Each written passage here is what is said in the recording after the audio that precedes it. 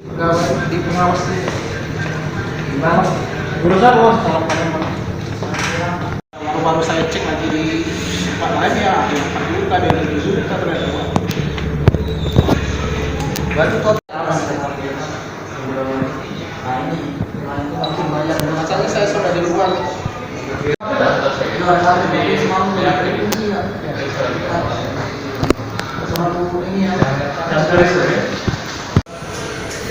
Saya sudah pakai Shopee ya. Nah, ketika saya kan transfer lewat itu banking BCA gitu. Sudah diterima, sudah aku klik pembelian. Tidak lama setelah itu ditelepon. Orangnya yang ngaku ini. Ya sebenarnya saya lupa dia ngaku sebagai apa. Tapi dia via WA telepon gitu, ngasihkan link itu biar bisa di tracking gitu. Iya. Nah, saya lu tidak curiga gitu kan.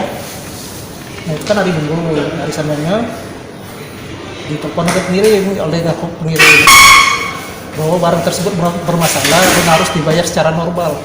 Kan harga promonya 439,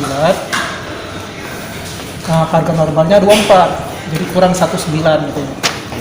Nah, karena sudah sering dikatakan gitu, saya dianggap sebagai penada.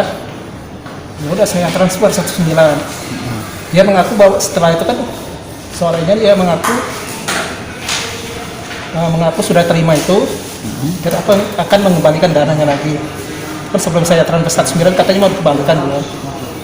Katanya bakal di transfer 29 ke saya, satunya kembalikan ke itu.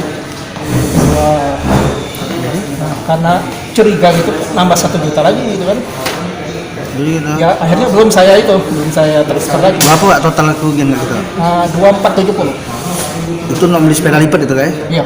Harga awalnya di Shopee itu 439. Nah, saya cek lagi Shopee itu kok sudah hilang itunya. Jualannya. Dia ngaku barang dari mana, Pak? Apanya? Barang ngaku dari mana? Cetannya.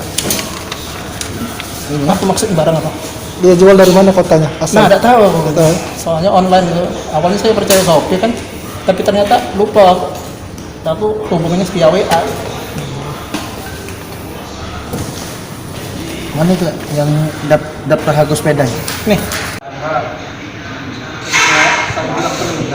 Artinya saya full Effendi.